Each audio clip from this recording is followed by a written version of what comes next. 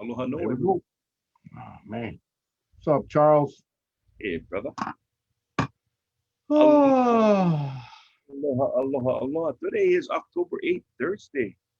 It's about 6:50 p.m. in the evening on this beautiful Hawaii sunset that's happening right now.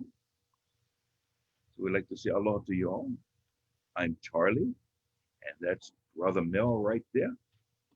this is Mel, stressed out Mel, because we had a little bit of issue connecting again. It's the second night in a row with our wonderful Zoom and Facebook connection, but we managed to get it working. So I'm actually stress free again. Yes.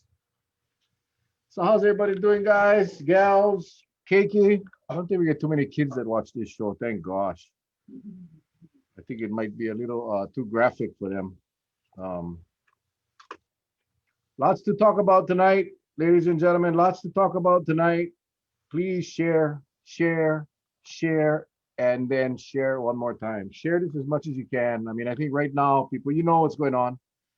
You know what's going on. There's a lot going on, and there's a lot that's not going on. But we want to make sure that we get the word out to as many people as we possibly can. Tonight, we have an awesome show. We have Council Member Tommy Waters he's actually the vice chair of the Honolulu City Council. He'll be on. He was the one that introduced the resolution yesterday, urging the governor to reconsider the two-test system. So he'll be on. And then we had invited Dr. Kapono Chong-Hanssen and Dr. Dara O'Carroll. Unfortunately, Dr. O'Carroll could not make it tonight. He sends his regrets. He sent me an email tonight, this late this afternoon, that he could not make it. But Kapono will be here to kind of dissect the numbers part, and to talk about the importance, or what the medical community believes is important, as we decide on whether or not to, well, the decision has already been made, right? The governor's already made the decision. And then we also talk about Mayor Kawakami's new proposal to the governor, the new request, which we will be sharing with you all tonight, hot off the press. So it's going to be a good show. So please, guys, grab your popcorn, your beverage. Water is always the best beverage, but whatever you want, make sure you get your poo poo, and let's fasten our seatbelts for, I think, what's going to be a really, really engaging conversation. So, aside from that, Charles, how you feeling, bro? I'm feeling very good. Just a long day, and it's one of those days. It's funny when you have plans to do certain things, um, and your time gets kind of moved in ways that you just got to go with the flow. No use getting upset or anything. It's just one of those things. I did have a bright spot of a day. A good brother made some more different gentleman this time made some more smoked meat from the beautiful town of Hanapepe. He bought one of those Traegers, that smoker that you add the pellets, Mm-hmm. and he used apple wood, which is, I tell you, it's different and it's good. I had some tonight, and got a bag for you, brother. So if you can hook up Oh, with the missus tomorrow, yummy, yummy, yummy. yeah. But it's an unreal thing. I'm gonna step out. I just remembered something. I'm gonna step out and make sure that I close the gate so the dog doesn't run out. I'll be right back. Right on, right on, right on. Did want to do a real quick shout out to Darren DePasquale. I hope I said that right. He's with the Kauai Skate Park Foundation. He sent me over a study today from the CDC uh, website, and it's basically the characteristics of persons who died with COVID-19. It's a study. Looks like it was published in May. So I apologize. I didn't have enough time to read it today. But I promise you we will have that discussion at a later date. Once I get through reading that, I'll also share it with our doctor tonight. He probably is familiar with that. But I did want to just do a shout out to Darren and the Kauai Skate Park 2020 group. They are, working, or they have been working for quite a while on improving the skate parks for our kids on Kauai, not only the kids, adults as well. But Darren, thank you. If you guys get any, need any, you want to help out the skate park foundation or the group, you can get in touch with Darren at 212-6431, 212-6431. So again, thanks Darren for sending me over that report. We'll get to it and we will have that discussion. So anyway, Oh a boy. lot of Like, things going on. There's so much going on, Charlie. And again, we keep talking about trying to wean ourselves off of this and focus on other issues at some point. But this stuff it just doesn't go away. I mean, it keeps changing every single day. mhm. Uh, the governor, the lieutenant governor, everyone has heard the cries of the people, the concerns of the people, the medical community, which Dr. Kapono will be talking about tonight, is Yeah. actively engaged with petitions and letter writing and email campaigns. I mean, this thing is real, and I don't know how much uh, traction we're getting with the state, but we cannot stop. We definitely cannot stop. So tonight, Councilmember Vice Chair Tommy Waters, and I'm going to be bringing him in a minute so he can explain what triggered his introduction of that resolution. I'd hoped all the counties would have done that, but this thing happened pretty fast. If you think about it, the decision by the governor to move forward, we had all kind of assumed that the counties would be able to control their own destiny, but in this case, no. The governor said no. So we'll go ahead and bring him in. But Yes. ah, it's your fellow alumni. Councilmember Waters is Kamehameha graduate. What a nice shirt. Look at that. Look at that. How you, my man? What's up, brother? Long time no see, bro. Hey, aloha. Good to Hello, see that you is guys. Uncle Charlie. Tommy, that's everybody. This is Vice Chair, City and County of Honolulu, Vice Chair of the Council, Tommy Waters, right there from beautiful Oahu. How you doing, buddy? I'm doing great. I'm doing great. Good to see you both. I've enjoyed your show for a long time since we first met, Mel. You recall we were on a trip together, and you had to say, I have to stop. I can't meet with dignitaries today. I have to do my show. Yeah, it was cool. By the way, that's Charlie Ona, Hi, Charlie. How are you? fellow Kamehameha alumni. Yeah. Imo. And then we Class found out of that my cousin, class of 96. Class of 96. 96. 1896. 1896. so my Hey, cousin who lives on Oahu, my first cousin, my mom's sister's son, just messaged Charlie and I today to ask us to tell you how's it because he's your classmate from Kamehameha. His name is Rick Saunders. Yeah, from Kailua. That's the Oh, one. Rick was a That's the great one. athlete. Yeah, Great he played for athlete. UH. Played for Played UH. for He was a UH. defensive back with Defensive UH. back. Yeah. Yeah, yeah. That's my first cousin. We while we were both on separate islands, we grew up together, spent a lot of time together growing up. He on Kauai and me on Oahu. But yeah, I see the resemblance. yeah. You more handsome, Mel. Oh, he's watching. He's watching, guy. He's watching. He comes on.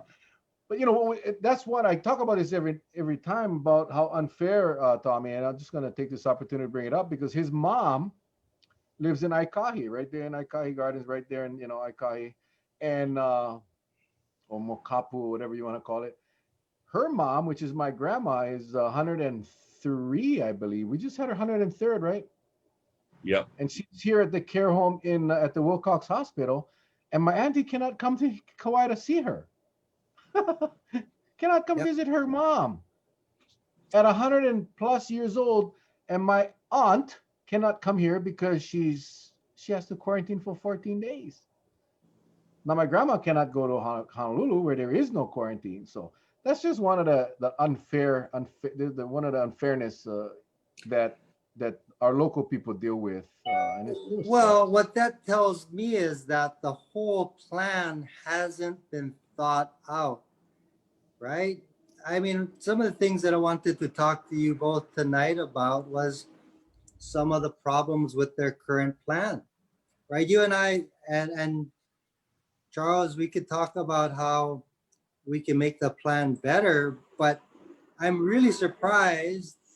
I live right on the bus route, by the way, so I apologize. But I'm really surprised that they haven't thought this through because there's so much at stake, right? Well, that's what we're gonna do tonight, Tommy. We're gonna first of all, thank you.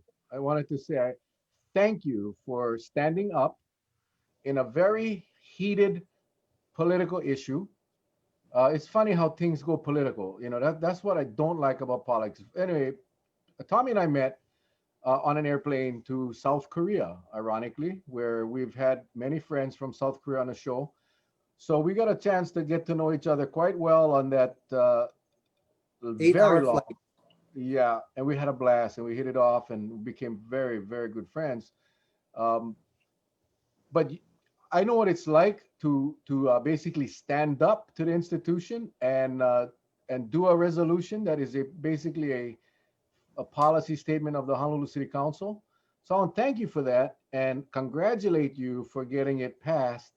I understand it was passed unanimously. So thank you and congratulations, my friend. So let's start Yeah, there. Let's start congratulations. Congratulations. where what Thank you. what caused you or what triggered you to say, you know what, screw this, I'm going to introduce a resolution. So Dr. Sullivan initially came and presented. I'm the newly appointed chair of the Committee on Economic Revitalization. And I'm also the chair of the Public Safety Committee. And we invited the president of Oceanit to come in and testify about this really exciting test that he's working on that's currently in the FDA on its way to approval. But he started talking about how this virus can live inside of you for up to 5 days and go undetected. Undetected. In the meantime, we had from Kauai, Dr. Kapono Chong-Hanssen come and also talk about the Kipuka concept. And he talked about the same thing, about how dangerous this could be unless we do this right. And then I met Dr. Dara O'Carroll, who I believe is also gonna be on our show tonight. And they talked about the same thing. And I thought, oh my goodness, using reason and common sense, using your head, if you test 72 hours before you get on the plane, you can get on the plane and be negative when you take the test, but yet it's in you, it's growing in you in the incubation period, and then you land here in Honolulu. You catch your Uber, you catch your cab, you catch the bus, right? You take off your mask to take a sip of coffee like the lieutenant governor apparently did, and that's how he says that he got the virus, was in a car, took off a mask to sip coffee. It was that easy, which is very, very scary. The same guests are going to get into their hotel, check in, and I can see it. We all do it, unfortunately. When you mumble and nobody can hear your name, you take off your mask, you say your name. It's going to happen. We know it. When I met Dr. Dara O'Carroll, he laid it out for me. He did a PowerPoint presentation, which at that point, I was convinced we must do a second test. There's no question about it.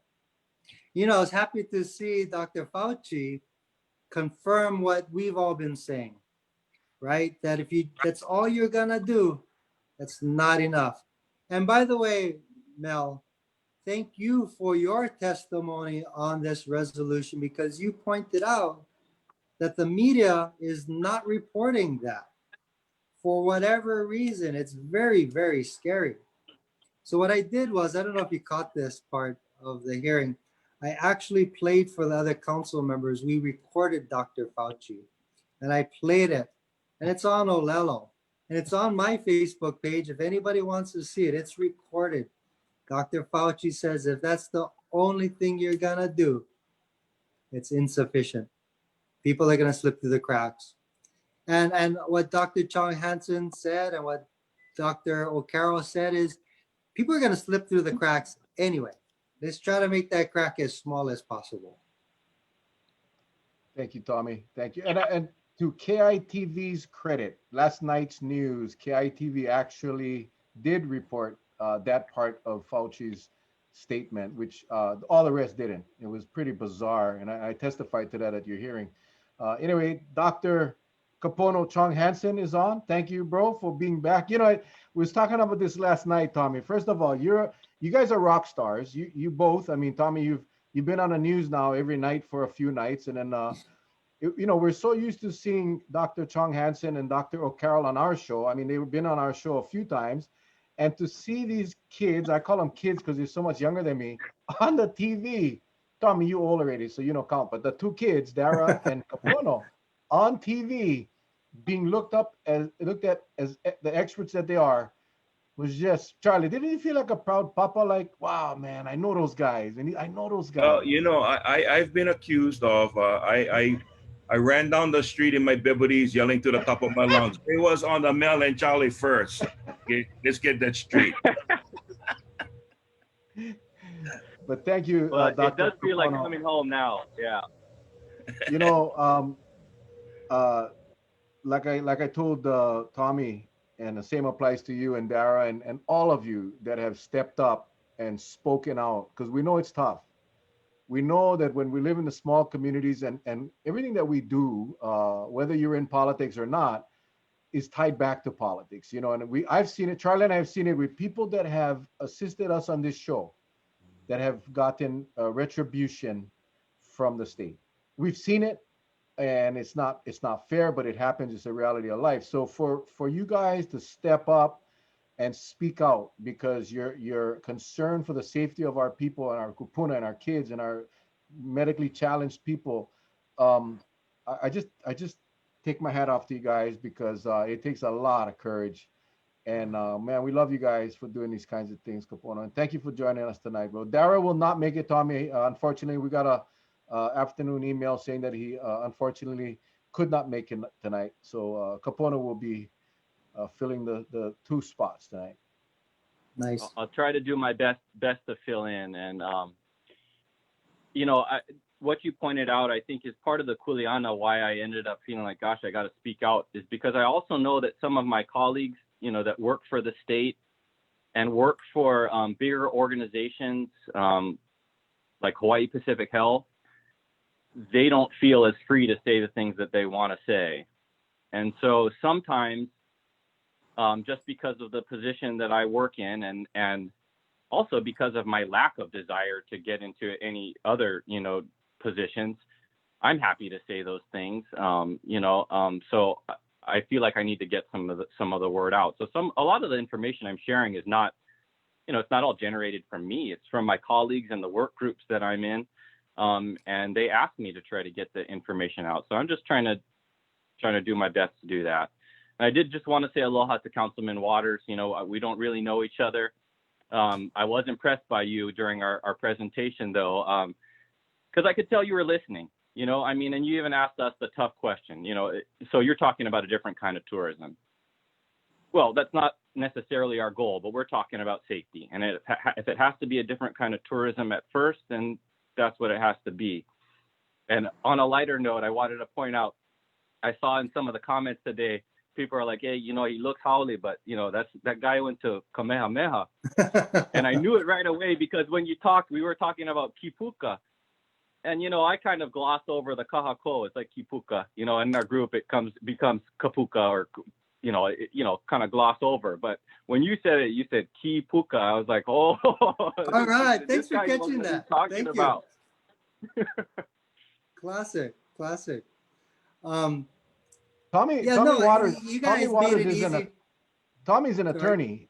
He's an attorney by trade. For those of you that don't know, so like I said, we spent a lot of time together for about what was it? About a week or so, 10 days, I guess, in South Korea. So we just had a blast. but this guy's an intelligent dude, and he's a surfer dude, you know. So don't judge a book by its cover. Look at Charlie. You know, Charlie's a doctor. He's a doctor by trade. He's also a doctor. Well, Of my Southern title, I do carry MD, Master of Disasters. So, you know, just to get that straight at everybody. But in all seriousness, I wanted to ask both of you, um, one from the political spectrum and one from the medical spectrum. It's becoming apparent more and more now, and I'm trying to understand how can it be. And I said this last night. It almost seems as if the lieutenant governor doubled down on this whole thing because he's a medical doctor, and yet he's going completely left while everybody's going right. So if his plan works out, right? If his plan works out, then that means he proved everybody else, including the experts, wrong. But if his plan doesn't work out, he has more to lose because he has his political future, one, as possibly being the next, you know, running for governor, and two, as a medical doctor, people might look at it and say, you know, you made a bad call. I don't know if, you know, if I would want you to work on me now, you know, that type of thing. And I kept on thinking about this throughout the entire day. Like, you know, how would I ask you folks that? What do you think about that? You know, he's got a lot riding on this. And so I'm just wondering, does he have any movement? You know, if we had to get some kind of movement or some kind of giving and taking back and forth, does he have that room because he puts so much into it? Maybe you go first, Tommy. What do you think? Okay, well, thank you, because I was applying the same analysis that you did, that politically, he's, in my mind, he's putting his entire political career on the line here, especially when very respected people are saying that a third shutdown of our economy, a third lockdown, a third stay-at-home order is going to be devastating for our businesses. Our businesses are holding on by a thin piece of thread, and they've had to do 2 shutdowns now, and so many have already closed that a third shutdown, oh my god, goodness, that's just gonna be devastating. And by the way, all of us here in the group, we're all in agreement, and what we're suggesting is reasonable, doable, with a little bit of extra work. And I'm not sure why they're not doing it, right? I just doesn't get it. I don't get it, guys. So from a political standpoint, Charles, I agree with you. He's putting all his eggs in this basket. You know, it's interesting, though, if I can be candid with you folks. We all know that our mayor of Honolulu is running for governor as well. Looks like those two are going to be running against each other. And they both are in agreement. Our mayor isn't taking a stand on this. And it's a perfect opportunity for him to differentiate himself from the lieutenant governor and say, hey, no, I'm going to do this. I got to believe the business community is behind the governor and the lieutenant governor saying, we must do it. And by the way, can I just go on record as saying we got to open up our economy, but there is a path to doing it. And we should take that safe path. But I'm curious to hear Dr. Kapono Chong-Hanssen's opinion as well. Well, I guess the first part is you kind of, I could speak to the way that we view our colleagues in medicine. And, you know, the Hippocratic Oath is very old, but it's one of those things that still remains important to most doctors, at least. So we put that priority, if you're a practicing physician, at least, we put that priority above everything else. It's what we're taught to do. I don't envy Josh Green's role, sort of trying to navigate this political landscape plus the medical landscape. But yeah, you know, I mean, even Libby Char came out in a press release, you know, today and is not in support. I mean, when all of, you know, most of your colleagues and experts that know more than you are suggesting otherwise, it's hard to justify going against that. So I'm trying to understand it and sort of empathize with him, because that's what we do to our colleagues first. At least we try to, protect them. And, even if there's a mistake made, we say, what were you thinking? Like what happened? What was the real deal? Because medicine can be complex like that. And sometimes you make mistakes and you wish you hadn't done them, So, in general, that's the way that we look at our colleagues. But when we feel like our colleagues are completely disregarding the evidence, the flip side is pretty brutal. If we don't think that you meet our sort of threshold of practice and like the Hippocratic Oath, then we can be really brutal. I think that's sort of any organization. I remember in the historical record around the times of the Hawaiian Kingdom, there were representatives that were Hawaiian that went against what the people wanted. And they got it worse than the other representatives who are not Hawaiian, because the people were kind of like, you understand this and you went against it, So I think there's somewhat that feeling right now too. I guess I'm kind of getting the sense that maybe, he's ready to transition from being a doctor into being a full-time politician. I can't imagine being the governor and still practicing. I'm really impressed that he's lieutenant governor and still practicing. And I was impressed with him from the beginning. I mean, he gives out his cell phone, his email.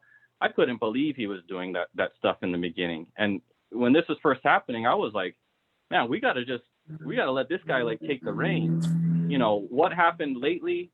And I suspect it's partly political, but it seems like something shifted when after getting COVID too.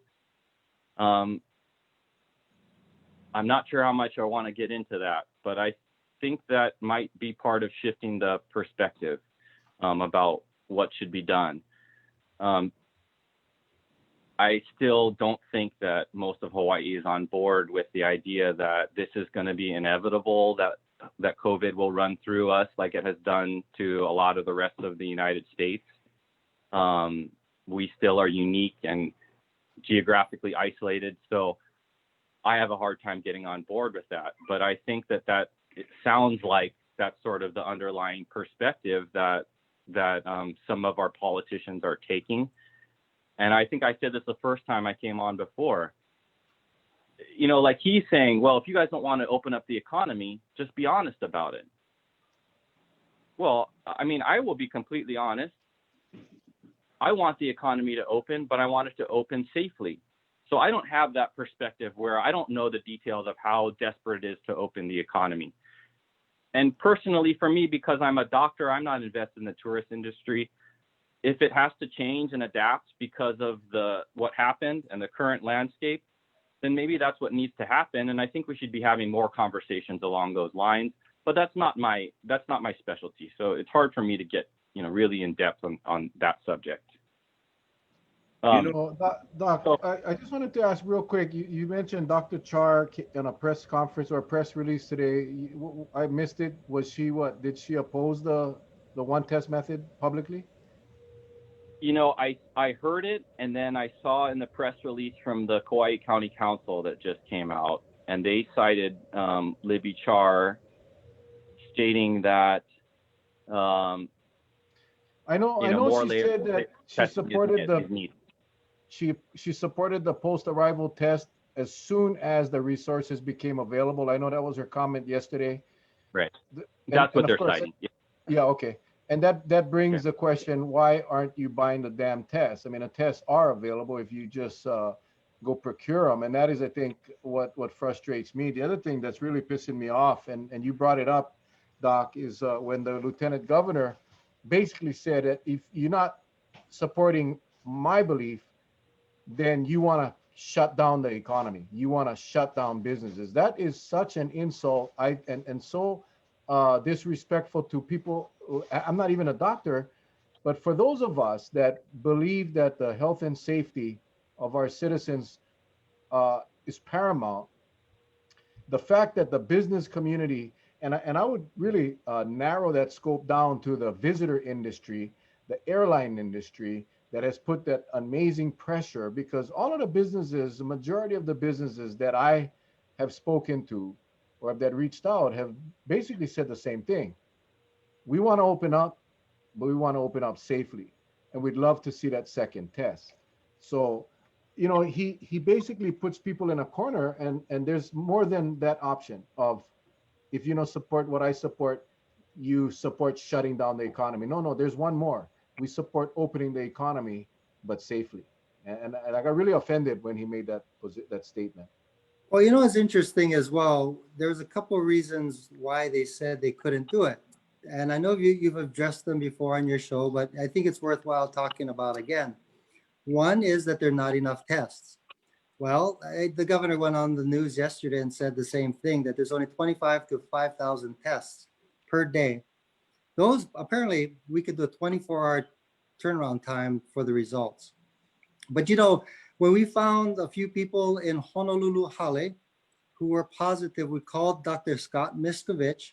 He came down the very next day, tested the entire building, and within, I'd say, about 26, 27 hours, we got all of our results, right? Talk to Dr. Miskovich. He can get up to 50,000 per day with a 36-hour turnaround time, right? Even more importantly, we could purchase the equipment that we need using CARES money, have it right here on the island. We could use CARES money to pay for these tests, so it wouldn't cost the traveler any money. And we're not doing it. That just doesn't make sense to me. And it's very troubling, right? I mean, I'm very low level on the totem pole as far as politicians are concerned, but it's so blatantly obvious to me.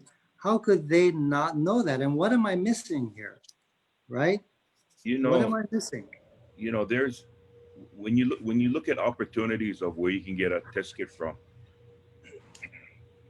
When this whole thing started, and Mel knows, but some of us saw some opportunities to try and help, you know, um, basically help the state. And there's many in that field that came up to bat. I think the problem is who approves what. You remember now, before no mail-in test kits were going to be allowed, and all of a sudden it's allowed because Hawaiian wanted it. Hawaiian Airlines wanted it. So one thing that Mel and I were kind of contemplating was what made it so important. That I know Hawaiian Airline is Hawaii's airline, but it almost seems as if there was knowledge there prior to any of this coming out. And so that's why when I told Mel, I said, Mel, there's this one guy that we've been seeing on the TV lately. He's the senior vice president of marketing. He sits on that advisory board for Hawaiian Airlines, and he sits on that advisory board for the governor. That's why he seems like he's getting all the first-hand information was just coming out. So after a while, he was talking as if he was the doctor doing the test, as how he was explaining that we're going to roll out these drive-through tests, what it's going to take, what's the turnaround, and then now we're going to roll out this mail-in test that will have some kind of like a it's going to be observed from a distance through televised means, so they can see that they're putting the thing in and all. And he's running all of this, and I'm just wondering. I said, how do you know that? How do you know that? And then all of a sudden, bingo! It comes out that the lieutenant governor approves that particular plan, which the governor did not approve first time around.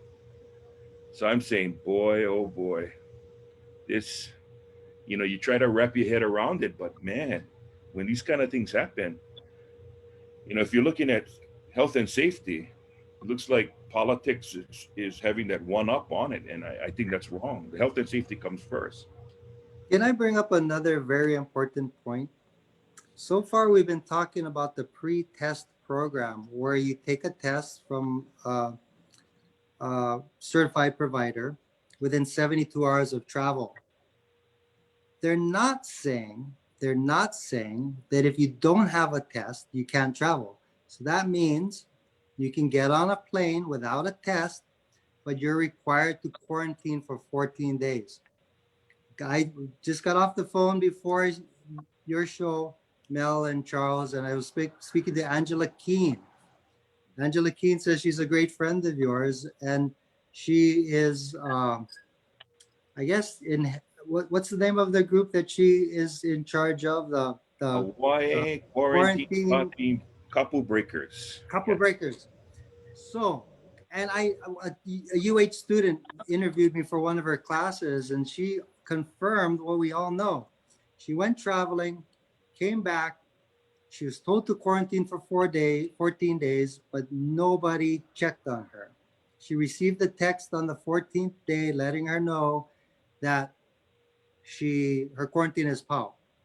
So guys, how many people are going to be coming in with these cheap airfares who weren't responsible enough to get the pre-test, who aren't going to quarantine? We know there's couple breakers, right? So these folks, by the way, they're going to be on the plane as well, right? They're going to be wearing the mask because they're going to have to. But when you serve them POG, they're going to take off. They're going to take off their mask and drink the POG. And again, we know that's how the lieutenant governor caught COVID. He took off his mask to sip his coffee while in a car. Same as a fuselage of an airplane, right? So that's terrifying in and of itself. Capone, I wanted you to touch on that a little bit I mean, without going into too much detail. I know the lieutenant governor doesn't believe that flying in an airplane, and there's a lot of studies out there that said because of the air pressure in the plane and blah, blah, blah. The bottom line is this, Doc, maybe you can help me. If I'm sitting next to you in a plane, and aside from Delta, all of the airlines are selling all their seats. Delta has still stayed true to their commitment to keep the middle seat open. But even if, Tommy, you were almost on my lap in the plane going to Korea. I think we lost the doctor, shucks. Oh, I'm still here. Just the video. I'm having a problem with video, but I'm here on audio. Okay. Yeah. So the fact that there's 3 feet, you know, it ain't 6 feet between the aisle seat and the window seat. But regardless of that, Doc, there is a possibility and maybe even a probability that if you're sitting next to an infected person and that person coughs or sneezes or talks to you, and with the plane noise, they're talking loud, and the transmission potential is there, correct? It's been calculated. There's a preprint that a guy from MIT made that calculated out as 1 in 4,000 travelers will catch COVID in a flight, 1 in 8,000 if you keep the middle seat empty. I think there's so many variables to that, and having a trans-Pacific flight with meals, I think, would be probably more likely than that number. But, you know, people have looked at it, so that there is a number, there's an estimated number that we could expect from that. I think you bring up a good point, though. It's kind of like, hey, airlines, if you wanted to help us, like Hawaiian Airlines, if you wanted to really help us, you'd be willing to verify to put in a process where you would verify the negative test before they get on the flight. But none of the airlines have wanted to do that. So that adds in this sort of uncertainty of what is the prevalence, or what is the percentage of people arriving in Hawaii that will be able to infect others, because they're not all going to do that test. And that's a good segue into prevalence. I know you spoke of prevalence. You and Dara speak a lot about prevalence. The lieutenant governor put out a number that I thought was kind of minimized. But when we're talking prevalence, maybe you could talk a little bit about prevalence and what the expectation, or what your expectation of the prevalence of these people coming from the hotspots throughout the country. Maybe you can share a little bit about that. Yeah, we've kind of gone on about this a lot, because most experts, when we talk about prevalence, we're talking about the overall prevalence in an area. So let's say a state like Arizona, which has a high prevalence, or let's just say California. I think that's probably the one that most people would go with. So this is numbers that I was told was in a presentation that the lieutenant governor gave, but the current COVID prevalence in California is estimated at 1%. And so I shared that table last time, and I was telling you that middle row is 1%. And I actually part of having meetings with the lieutenant governor where he challenged our data, it was good because it made me really look back at all the details to make sure I had things correct. But actually, in our model that Dr. Schwartz made, we were presuming a 0.75% prevalence, which actually makes the numbers in the model worse for than the numbers that I shared before. But you know, under a 0.75% prevalence with a single pretest, we're estimating 32 per 10,000 travelers will be able to arrive in Hawaii and infect others. And remember, these are undetected. We don't know which of the 10,000 these 32 are through that kind of program. So you can calculate these out based on those models. The models are also affected by the performance of the test. Was it a 100% sensitive test or not? Our model will use a 100% sensitive test. So, you know, I think that model is fair. But look, you look at California, it's a one. Oh, sorry. Go ahead. Could I just trouble you just for a second for certain viewers? Yeah. If you could just explain what prevalence means. What prevalence means. Sorry, and sorry to interrupt. Yeah, no, this is perfect because we make leaps in our heads that not everybody else can follow. But prevalence is essentially the percentage of people in a given population that have a disease or have something, but usually we're talking about disease. So we would say that our estimate is that in the state of California, 1% of people have COVID right now. So if you took a random group of travelers from California, you would guess 1% would have COVID and be able to infect others. Now, the lieutenant governor has thrown out other numbers and called them prevalence, which has confused all of us because he said things like 1 in 1,000. I think I've heard that number several times. And now I'm realizing what he's saying is that is the number he's calculating after the test.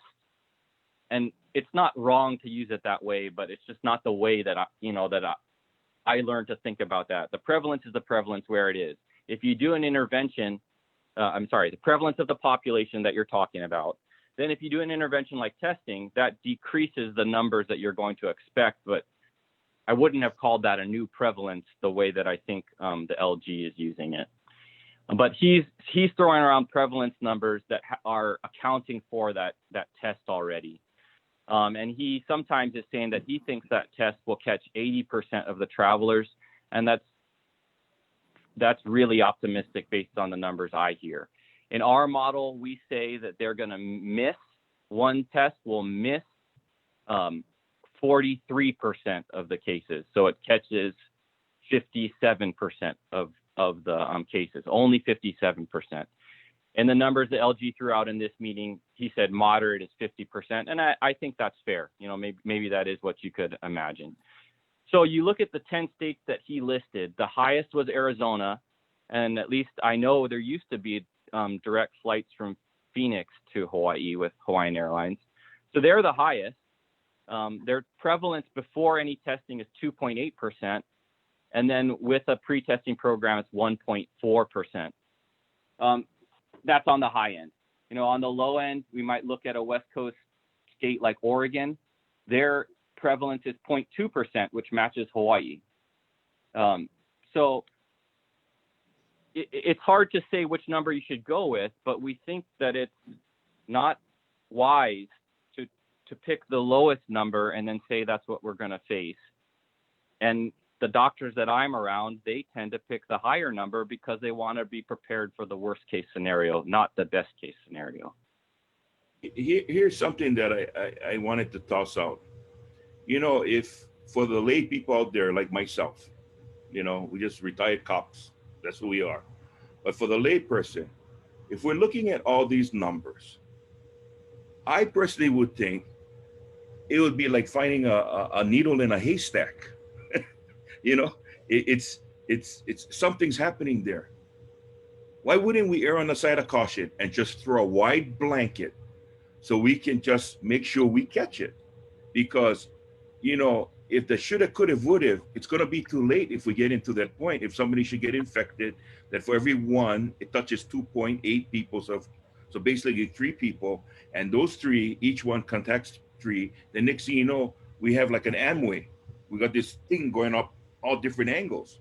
How do you bring it back into its proper corridor. Especially now he's talking about having a surveillance test a couple days after, and even that is volunteer.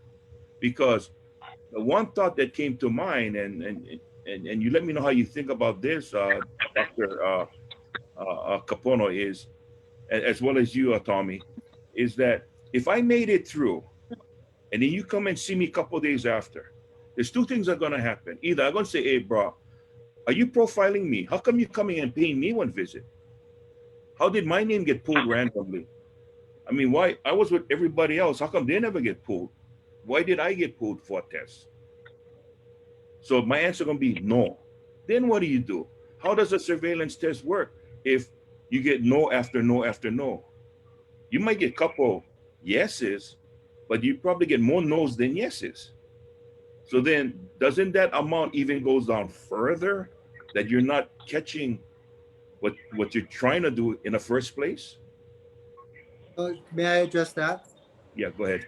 Uh, you're spot on again. One of the things that the governor and the lieutenant governor said was that we cannot do a second test because, at the airport, especially because we can't force them to do it. If you can't force them to do it at the airport, what makes you believe that you're going to be able to force people to take the spot test? Especially when you're at Hanama Bay all day, you're out in the North Shore all day, you're surfing, having fun. It's just not going to happen. We all know that. The other fallacy I thought was we can order a quarantine, a 14-day quarantine, but you just tell folks, all right, you can stay 1.5 days, 36 hours max, or 14 days. 36 hours if you take the second test, I'd say 99 out of 100 people would be happy to take the test. Plus, just knowing that you're clean and you're healthy and you're not going to infect anybody you come into contact to, you're going to want that test. And use CARES money to pay for it. Use money to pay for it, right? That's what it's there for. Interestingly, most of the countries that are successful are testing at the airport. They are testing at the airport, and you don't have a choice. You want to come to our country, I understand this is America, blah, blah, blah. At the end of the day, we're forcing people to go into quarantine right now. So why is that right? Why are we able to force someone to go into quarantine and not force someone to spit in a little test tube so we can make sure you're clean and you're not going to kill yourself or someone else, you know? So, okay. He figured he Sorry. Yeah, I had to reset my internet, but you know, my biggest point about this is we had months to try to gather this data. You know, it could have been done, for example, on returning residents. I mean, it's not the same population, but I think many returning residents would be willing to do that because they want to protect their families. They don't want to go back to work spreading this disease. But only after we push to do the testing, now there's this, well, we'll do the smart thing, we'll do 10%. And it kind of is like, well, we should have done that already, I guess, if that's what you're thinking. I think it's relevant also to mention that employees of healthcare facilities like hospitals, so you can ask Queens what they do. You could ask Hawaii Pacific Health what they do. My understanding is the governor is listening mostly to Dr. Mugaishi and the lieutenant governor on this stuff. But for their employees, I've had to order testing on even family members of employees of hospitals that return from the mainland because their household members were not allowed to go back to work until that person who came back from the mainland was tested. And guess what day they want them tested on? 5 or 6. You know, I mean, that's what the facilities want. So when you take it seriously that you don't want disease, that's the type of testing that is recommended. And it's not the approach that we take where we say, okay, go ahead and quarantine at home, but we'll take your word for it that you're going to stay away from everybody in your home and they're free to do what they like. You know, I'm not saying that that's necessarily wrong to take that approach, But when you contrast that with what we're proposing to do right now, that approach to trying to really, really protect from getting an outbreak in a healthcare facility, they're so far apart. So I think that also just lends support to the idea of what we're proposing as being safe first. And these other proposals, they sound to me kind of like, well, let's see if we can convince the people that we're doing something. But if we really wanted to get that information, it could be done now. And I think returning residents could offer that some of that data because they have an interest in it. Well, that when we first had discussed it, when Mel and I first discussed about the 72-hour pretest, we had to kind of wrap our heads around and say, well, how does it work, right? Because it's like that Willy Wonka in a chocolate factory. You get that free get out of jail. You get that free card, right? You don't have to quarantine. That's what it was all about. So we said, well, if Oahu doesn't have a quarantine and you're going to do multiple island visits, it will behoove you to fly to one of the islands that has a quarantine so you don't have to quarantine because you got that free test that's going to get you past that quarantine and end up in Oahu that doesn't have quarantine. So all the way around, you don't get quarantined. Because if you did it the other way around, the question would be, if I flew into Oahu with that 72-hour pre-test, that gives me the right to not quarantine on Oahu that doesn't exist right now. But if I want to go and visit Kauai, does that carry over and allows me to get out of the quarantine on Kauai too? Or do I have to go to Kauai's quarantine or go to Big Island's quarantine and serve the quarantine? See, nobody answered that yet. We've been asking that all along. How will that play out in this whole deal? Well, Lots of I just loopholes. want to mention it. Yeah, it's difficult.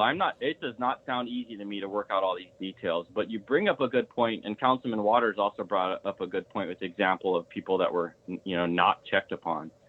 It's also, it must be infuriating to the Mayor Kawakami and the rest of the Kauai folks because they clearly put a lot of effort into enforcing quarantine, more so than other places. And granted, we have fewer numbers, but I think that's the bigger part too. I think they did like a color coding system for rental cars, but they tried to figure out these loopholes and put in effort to do it.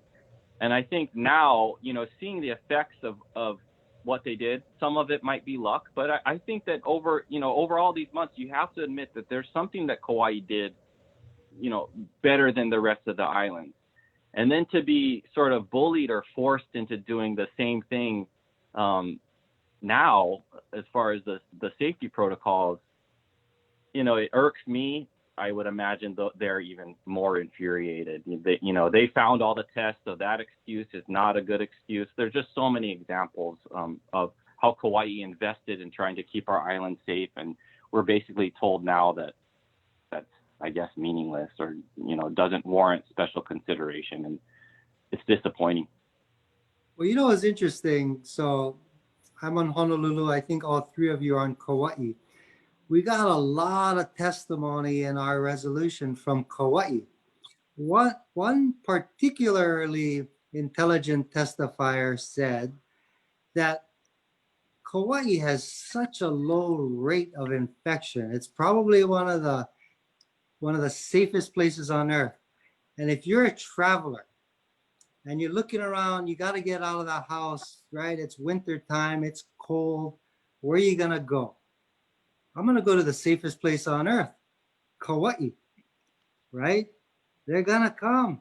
And when you only have 14 ICU beds, 14. 9? I think it's 9. I got Or 11. 11 actually, but I'm 9 sorry, to 11 11. is what. Yeah.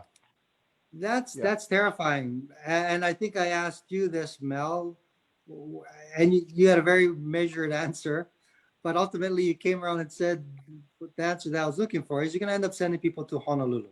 You have to, right? You get medevac. You don't have enough room. I mean, Kapono can attest to that. I mean, my gosh, what do you do with a patient that needs advanced care and we can't do it here?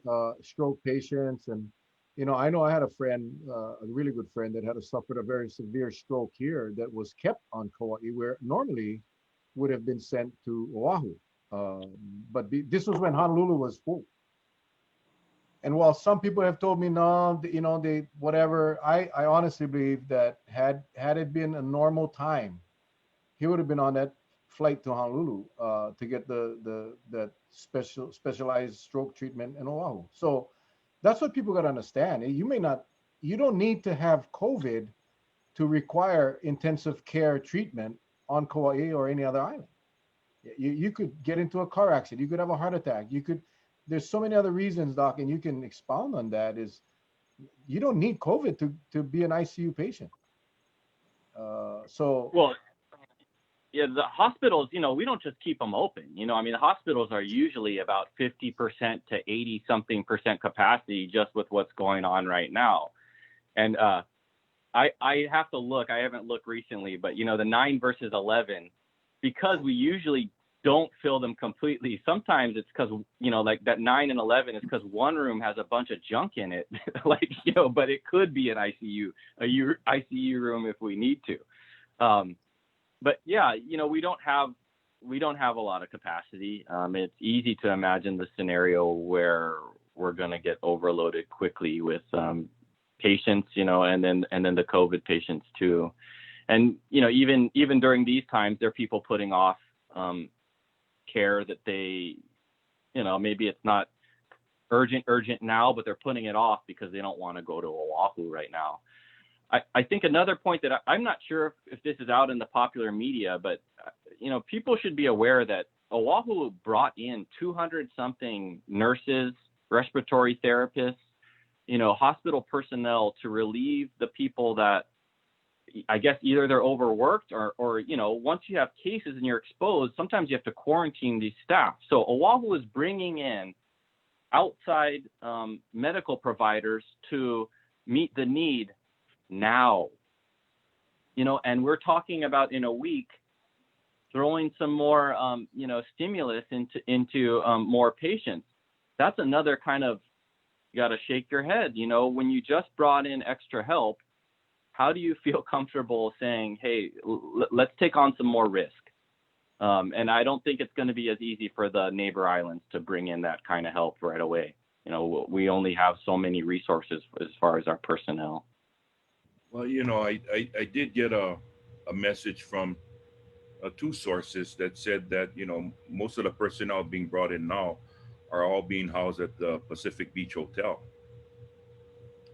And so the question remains, are they working or not? And because you remember we asked you the last time about layoff stock, because a lot of the non-essential floors, a lot of nurses are being laid off, and because they're not cross-trained in the critical care stuff, they can't, I guess, go upstairs and work in those areas, as was told.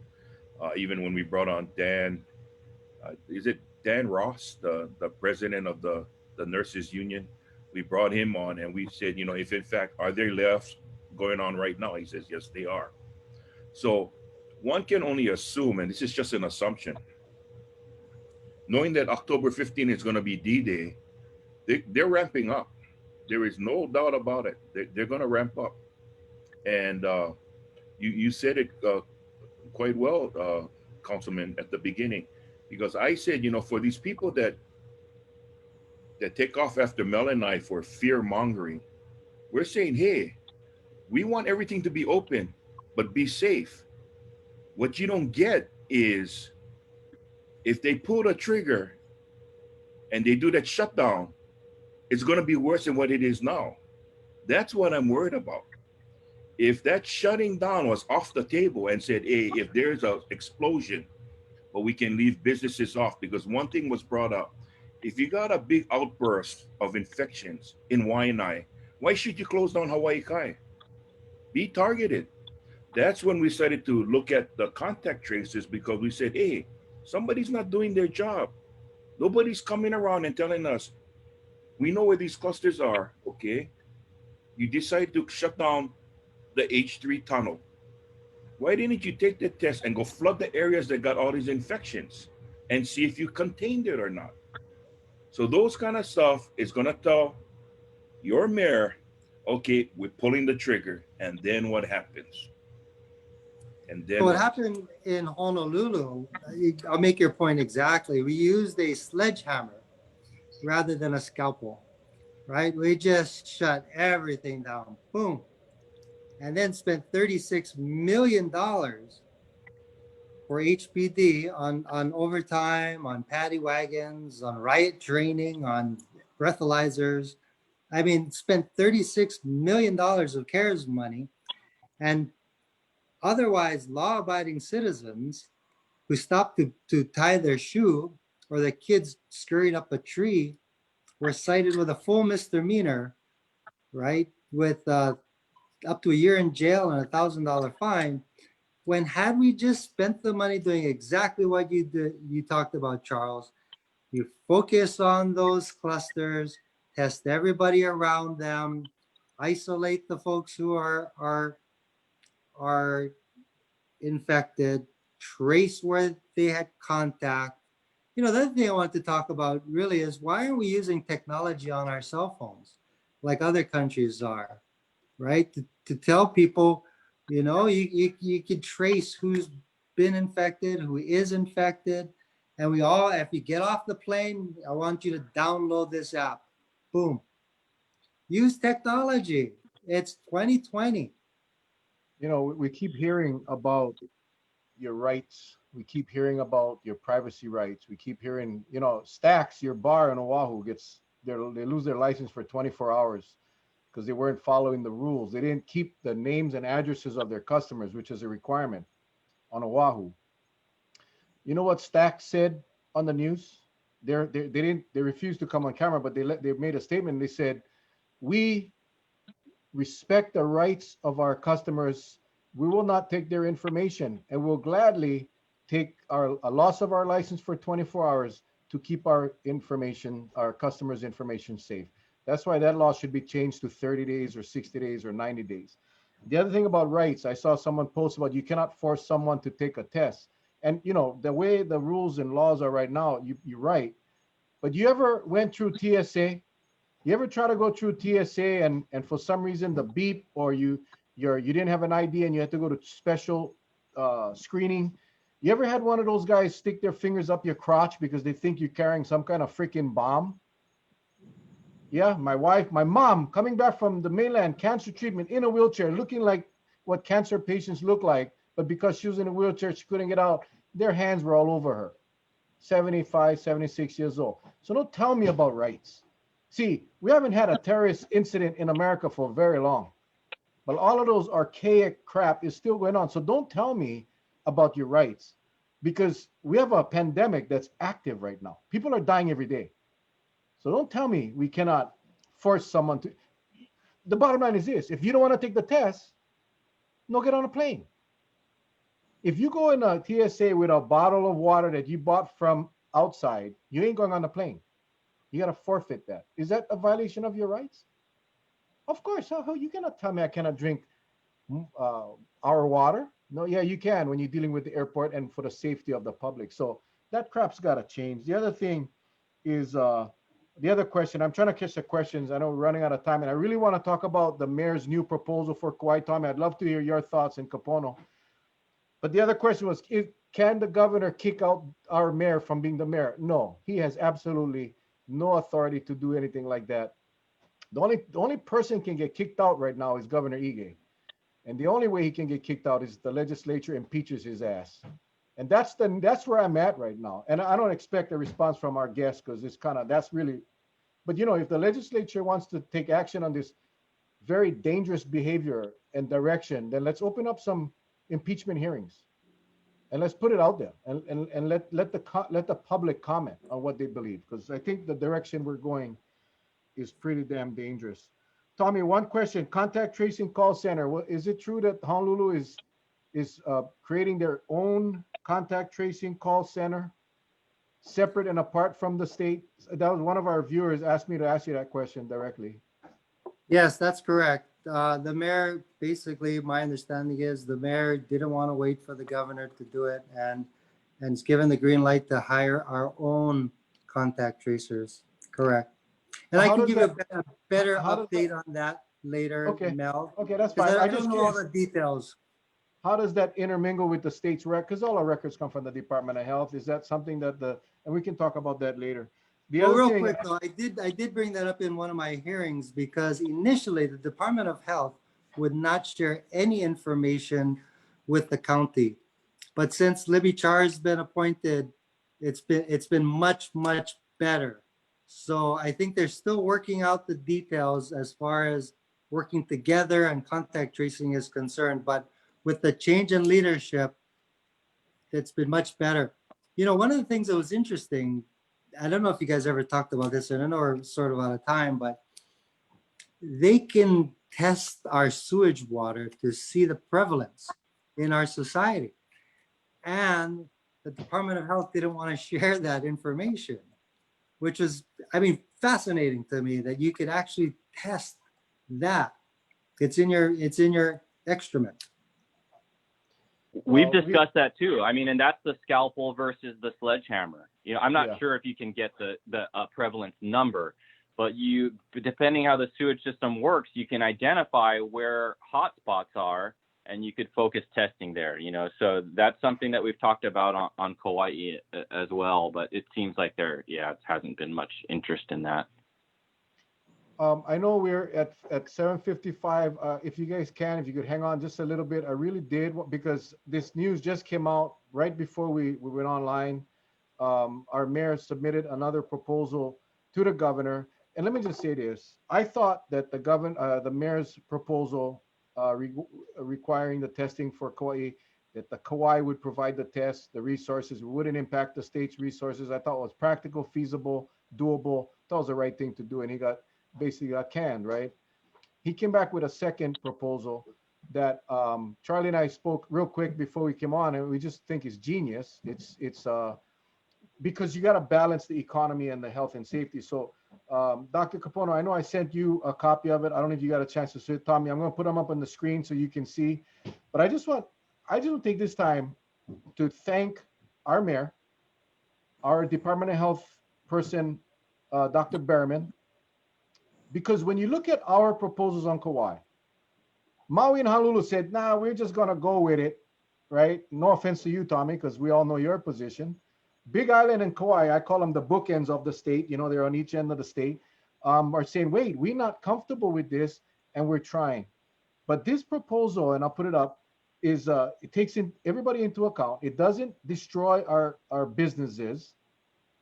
It gives credence to Dr. Lieutenant Governor Green's 7 per 100,000 people.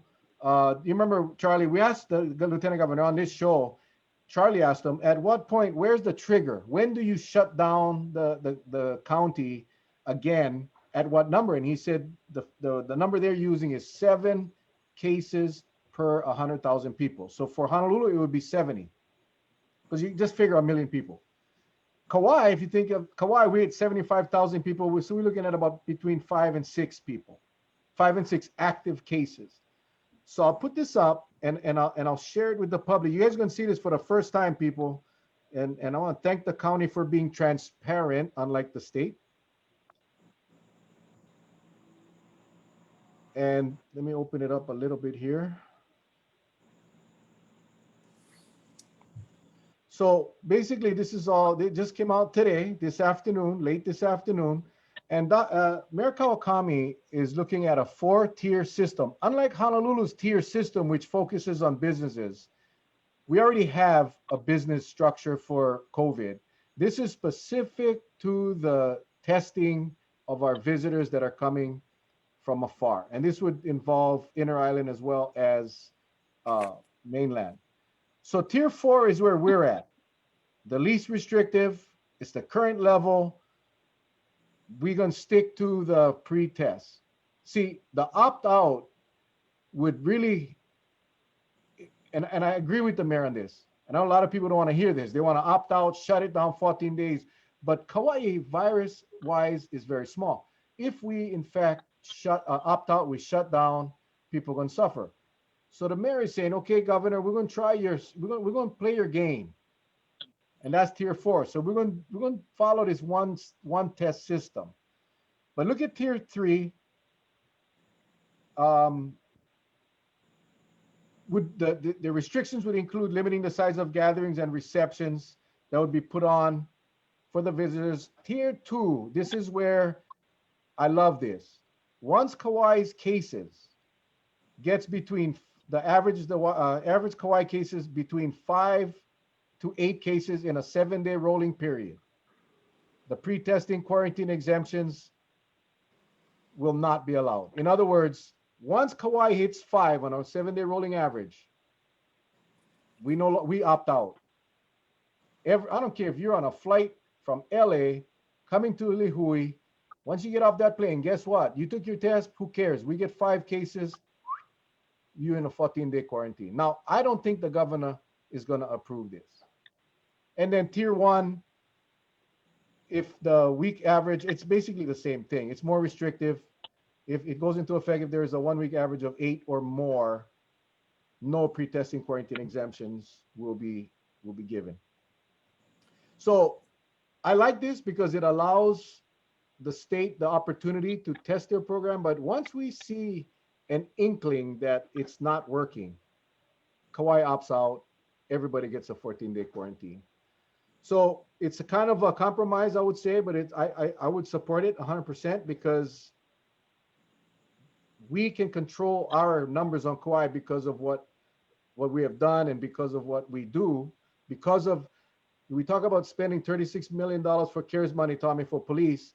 We spend a lot of CARES money on police, but you know what? Our police are out there pounding doors every single day throughout the evening with the National Guard pounding. We get about 2,000 people in quarantine a day here right now before tourists. And we're doing it. We're sending a lot of people back. They get off the plane, they come to our county screening table. They don't have a place to stay. Guess what? Their butt go right back on that plane and they're back out of here. So Kauai is doing it right.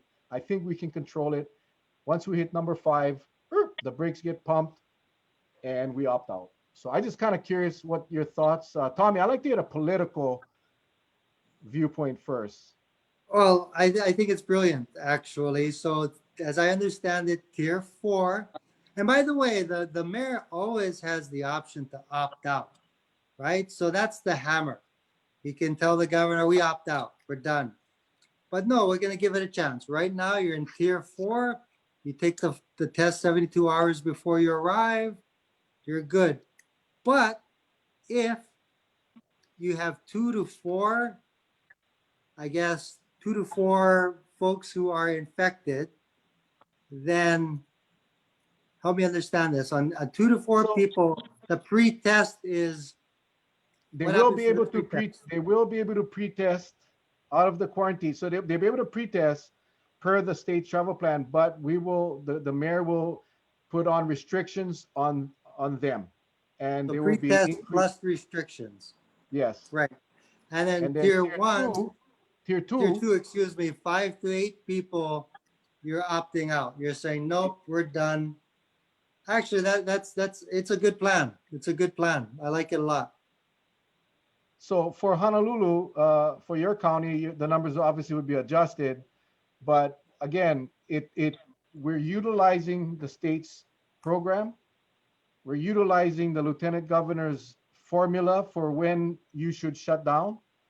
So I think it'll be pretty interesting. Now, is this the best thing? No, I still believe we should test every person coming off that plane. But if the option is to all or nothing, then let's do this. I think this is an amazing, brilliant plan. And I know Charlie, before we get to Dr. Kapono, I really do want to hear Charlie's plan because, you know, he's an analytical kind of guy.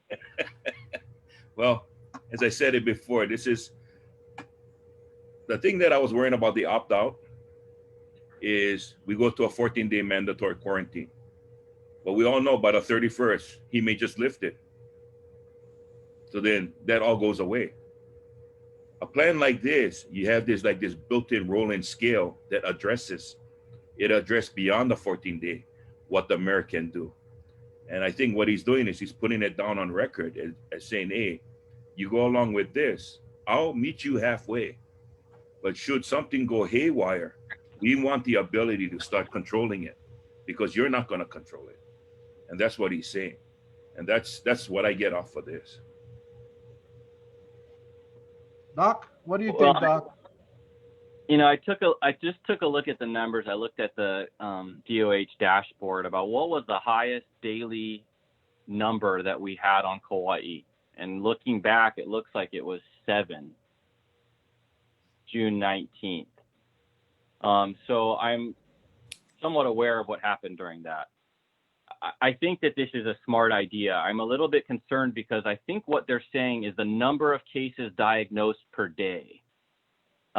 That's a little bit concerning because even if you're looking at tier 4, less than 2 per day, if you kept diagnosing 2 per day, the number of active cases that you have is going to start mounting up. So I guess I would like this number better if we were talking about number of active cases rather than the daily diagnosis. And this makes me think that they're talking about the average diagnosed per day. And just to give you an example of, I think that 7 came from our mini surge, which also involved the Pacific Islander community, like happened in Kalihi on Oahu. Some of our staff and myself included went through contact tracer training, and we just had a meeting with the Department of Health, Kauai District Health Office. They shared that, from that one case, they tested over 100 people and ended up finding 20 plus people who were asymptomatic or mildly symptomatic. So I think this is reasonable, but I think people just need to keep in mind that very low numbers of daily active cases can get out of hand very quickly. We're lucky because we have the resources here to we handled that mini surge, but I mean, it was, compared to what you hear about happening on Oahu, it was heroic. I mean, I was seeing some of those patients and the district health officers were there checking in, delivering groceries to these people, making sure their families were taken care of. And they used, I think, something like 50 or 60 contact tracers to contain that mini surge. So it can easily get out of control. I think these numbers, it's a reasonable approach. I would like it better if they were talking about total active cases rather than the daily diagnosed cases based on these numbers. But I think they're thinking along the right lines. We should be thinking along these lines about have a low threshold to stop it. And I have to admit, looking at these numbers, I still think there's a good chance that those tiers are going to be hit relatively quickly. Hey, can I ask a question? Go ahead. So I think Dr. Chong-Hanssen is bringing up a good point that why are we using daily diagnosis rather than active cases? Because if we're thinking about our healthcare system and how many people we can take care of, I think the better number to look at is active cases, because you can better prepare for the surge or by bringing in doctors, having or freeing up ICU beds or creating new ICU beds.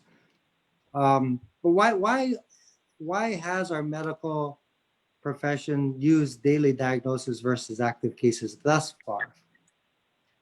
That's a really good question. And I know, again, I haven't spoken to the mayor or Sarah. So I know Sarah is on, and I'm sure she's taking some very aggressive notes right now.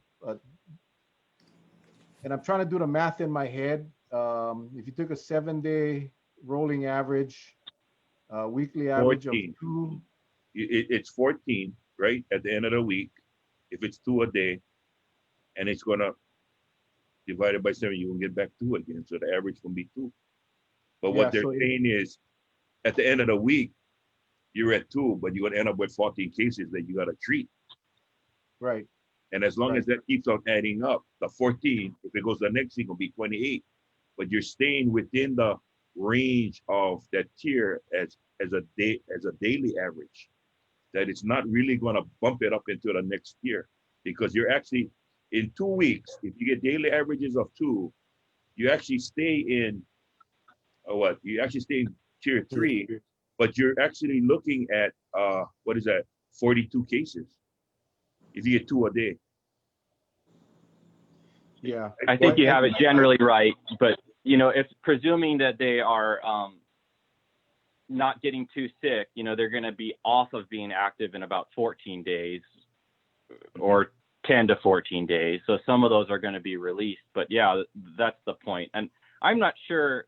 You know, I tried to read this, and maybe I need to read it closer. I'm actually a little bit confused by some of the terminology, because in the different tiers, it sounds, at one point I thought it sounded like active cases, and then at one point it sounded more like daily cases, and it does look like more like they're saying daily cases.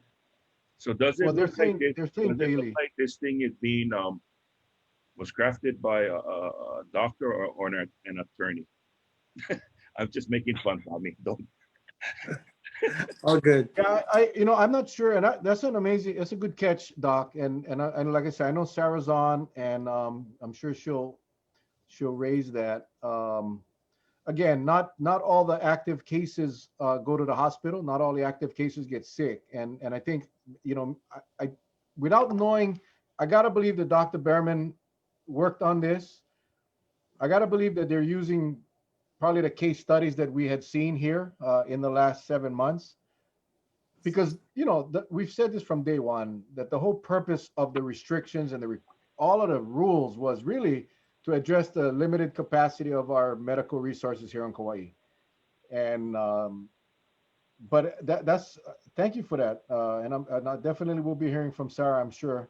Here's another key point, no, and we've talked about this many times. It's all about the reporting, how it's reported.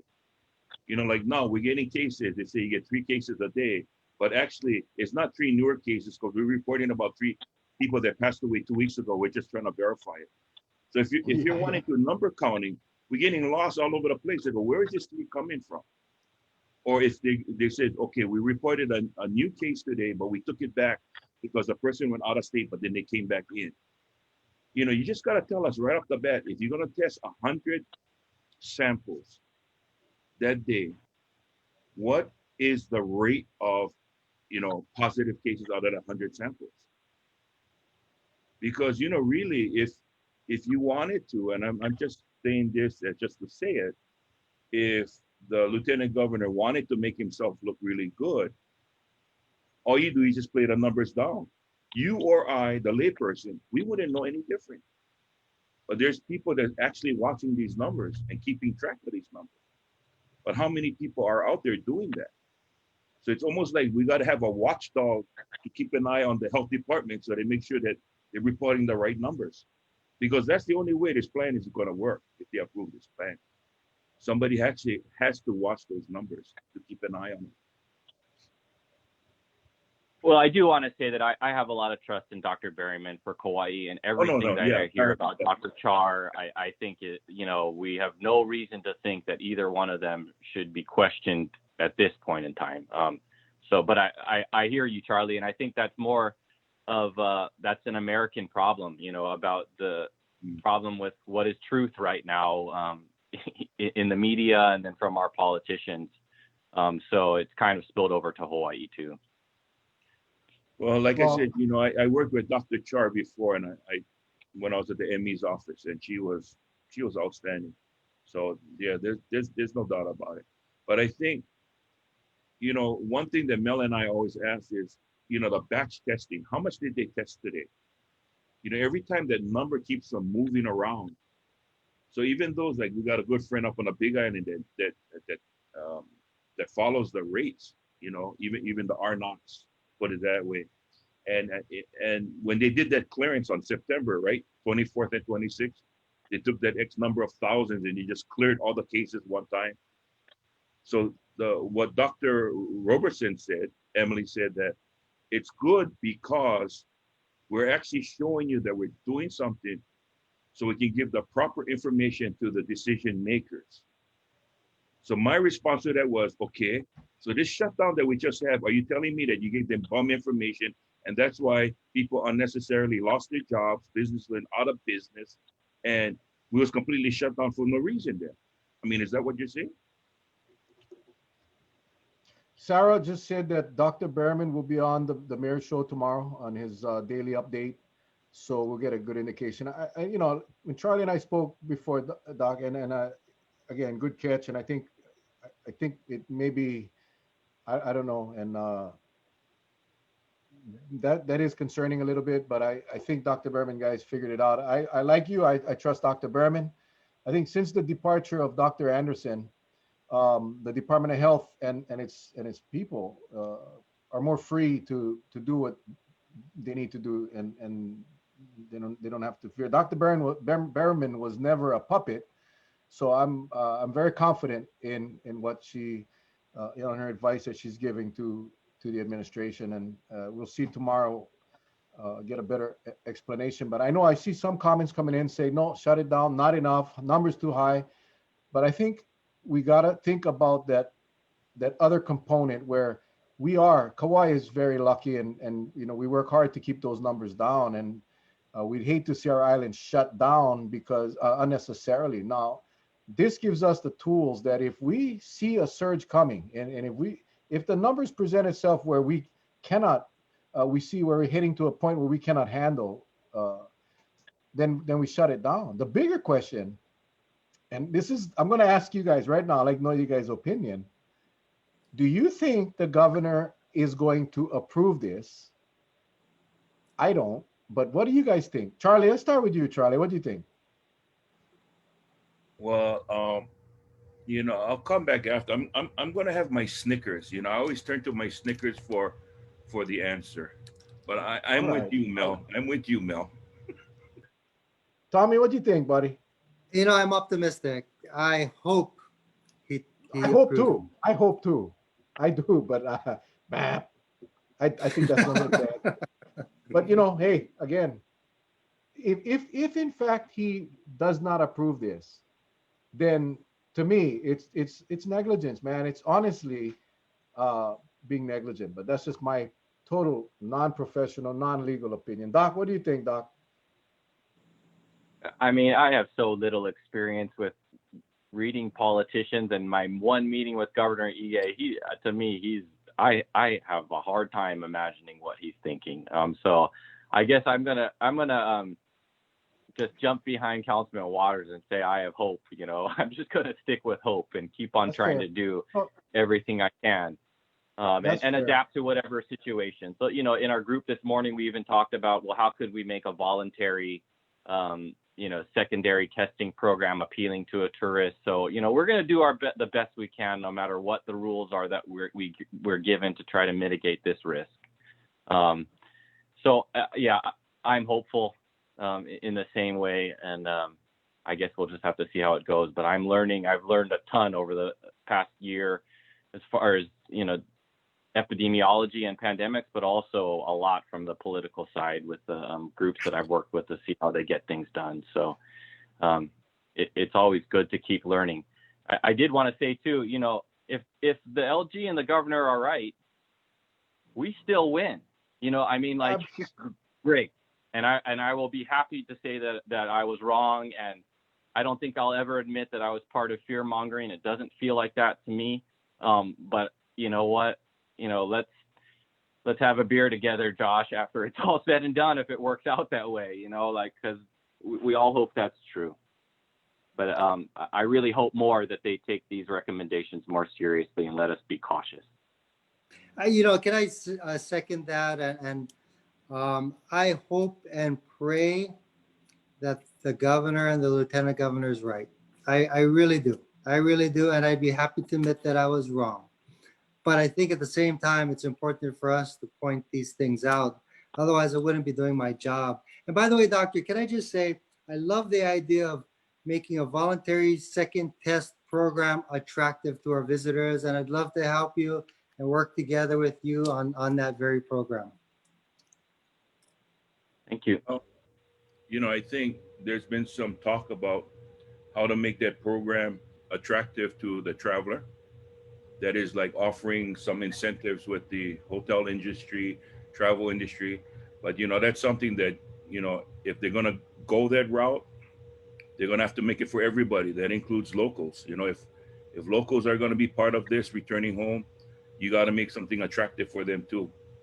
Because right now, all the comments that we had seen had mentioned that, wow, what about us locals? You take care of the traveler, but not us locals.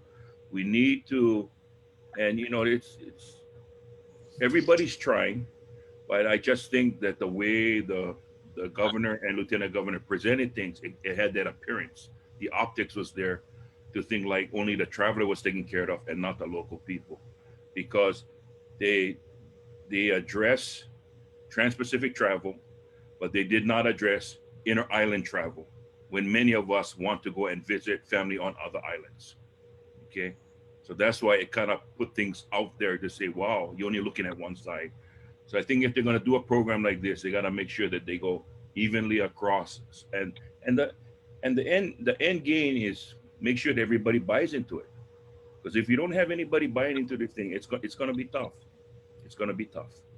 I do know that the mayor and his team right now, and Sarah had just confirmed it on her post, are working on that voluntary second test program for everybody. And I wanted to take Charlie. You bring up a very good point, because although it's connected, it's still a separate issue in my mind, and it's how the disparate treatment. And you're an attorney, Tommy, between the visitor and the local residents. Now you live on Oahu, so you guys don't have the restriction of quarantine. So I can come visit you. I can go to your nice house, have a beer. We can go ride horse. We can do whatever we wanted to. No quarantine. But when I come home, I got 14 days, pal. My auntie, your classmate's mom, cannot come visit her mom because when she comes here, she can't even go to the hospital to see her mom. She's 14 days. The governor has bent backwards for the visitor, backwards. I mean, they trying everything to accommodate and make a convenient experience for the visitor, and he has shut down the local residents. So in a sense, it's a separate issue, and we just don't have the time to discuss that. But when he was asked at the press conference yesterday, specifically asked by the media, he said because the virus, he doesn't want to see the virus from Honolulu get taken to the outer islands. But he has no freaking problem with having the Arizona virus come, or the California virus come, or the Texas virus come, but he just doesn't want the Honolulu virus to come to the outer islands. So that's a further discussion for another time. But I think that to me is unfair. I actually thought about getting an attorney and file a discrimination lawsuit, because early on we were told you cannot treat the visitor different than you treat the tourists. I mean the locals. So if you don't demand a test from the local people, then you cannot demand a test from the visitor, because you cannot treat the two differently. Wow. I kind of feel like we're not feeling the love right now. We're not feeling the love right now. So anyway, guys, appreciate it. It's 8:22 right now. I do want to give you guys an opportunity for share what's on your mind or your heart right now to our viewers. We got a ton of people watching, and let's start with you, Tommy. What are you? And it's yours, buddy. Whatever you want to talk about. Well, I'll keep it short and sweet. I just want to thank you, Charlie, and Dr. Chong-Hanssen, Kapono Chong-Hanssen. I saw your testimony on my resolution. You know, and everybody did such a great job. When the community pulls together, I really believe that there's nothing we can't achieve. And this fight's not over. We got to stay vigilant. We got to stay on top of this. Let's not let it just slip by. I also want to just thank you, Mel. I really appreciate you and Charlie for your show. I've watched you on numerous occasions. As you and I talked privately, I was a little nervous, thinking, geez, I'm not going to be able to talk for an hour. But we ended up talking for an hour, 20 minutes, and you're absolutely right. It just flew by. And of course, Dr. Kapono Chong-Hanssen, I really appreciated your testimony in front of our Economic Revitalization Committee. You know, you were so articulate and intelligent, and I really appreciated your point of view. And you made the best point though. I can only do my job if I get the right information, right? How can I make an informed decision without the right information? And I got to tell you, there was an outpouring of support from the medical community, agreeing with everything that the three of you folks are saying. So, hey, mahalo nui, appreciate all of you, and perhaps in a few weeks, come back on your show for a recap. Absolutely. An Absolutely. update. Dr. Capono, by the way, someone said you look like Robert De Niro, Tommy, and they expected a New York accent. Capono, I'll what's take that. on your heart, buddy? What's on your heart? Oh, well, I guess just before that, I want to say mahalo to you guys again, too. I just, like Councilman Waters said, you create a great environment for conversation, candid conversation. And Councilman Waters, really great to, kind of electronically meet you. I hope you can make it to Kauai sometime. Maybe we can go hit up Pakalas or something like that and get some waves. The good. thing on my mind right now, I'm working on an op-ed. I'm reaching out to more of my connections through the Native Hawaiian community, like Ahahuio, Nakalka, and they put out a letter of support of the 2-test plan months ago. But we're talking even more about that, and also some of the people from the Aina Aloha Economic Forum. So I just want to mention that I want people to keep in mind that tourism is important, but part of our success in tourism is aloha. And it's dangerous to play this game where we are sending the message that we're willing to risk the safety of our residents to accommodate the visitor. It doesn't make for that two-way street, that sort of equal standing between the host and the visitor and the place. I was recently pointed to, I think it was George Kanahele, who made the whole Kipa model of hospitality for the Native Hawaiian Hospitality Association, I believe they're called. So that's really what I would like to tell the leaders, that we need to keep that to be successful. And if we take these kind of steps, you're taking a big risk from a health standpoint. It's a big risk economically because of the shutdown, but it also is a risk of really transforming the way that our residents look at visitors in the long run. So that's what's on my mind and in my heart tonight. Thank you so much, man. Thank you, guys. Charles? As always, I'd like to thank our two guests, Tommy Waters and Kapono Chong-Hanssen. Thank you so much for joining us. I'd like to say to our viewers, it's always been our goal to inform and educate, but I'm going to share something on an emotional end. This journey for me has been one because, as you know, again, my brother succumbed to COVID. He was one of the first 3,000 in New York. And I think he's looking down on me right now, just asking me to humble my heart and just, share with aloha and don't get angry. Because sometimes I seem like I'm angry, and I'm angry and frustrated because we didn't ask to be put in this position. We didn't ask to be put in it. We got thrusted into this position, and then we were given deadlines and we were pushed into a corner. And that's what happened when you're local. When you get pushed into a corner, you're gonna fight back. But I can feel my brother saying, brother, things are gonna work out. Things are gonna work out for the better, but we all have to do our part. We have to share with aloha.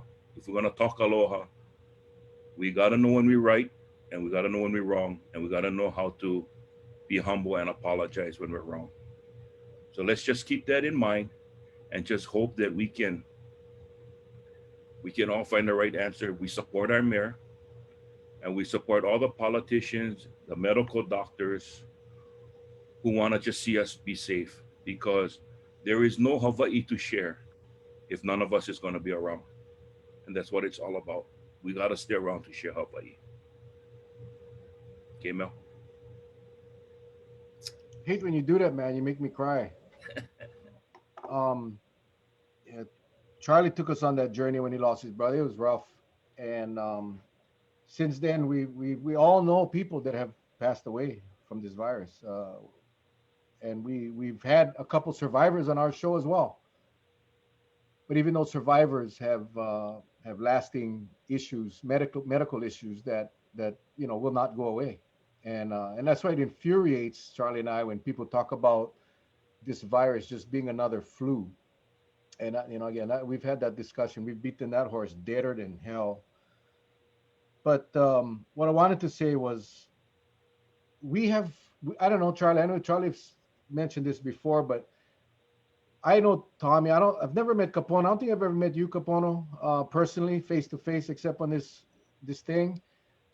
But we get thousands of viewers now that we have never met personally. But we feel like we know you guys so well, It's pretty cool. It's pretty cool because we have that common fight, right, to battle this damn virus. It's hard enough to beat COVID, but it's so difficult and hard to handle when we got to fight our leaders, when we got to fight our political decision makers. When doctor after doctor after doctor after doctor have come up, not only on our show, but in the public. Kapono, like I said earlier, you and Dara, and so many others, so many, have stood up and said, hey, guys, please, please, begging our governor to do the right thing to save people's lives. Politicians, Tommy, you and the others that stand up and say, we got to fight. Cannot let this thing kill our people. And so the fight not going to end. It cannot end. And we going to be the ones to make that change. See, the wonderful thing about not being in politics and not running for office, I know today I had a couple of calls saying, Mel, you got to take it easy. You're going to blow in gasket. You're going to have a heart attack. I already blew the gaskets. The gaskets broke already. Because these guys are driving me to this point where right now there are no options. I will say this, and I thank all of you for commenting about the mayor's plan. I saw so many positive comments.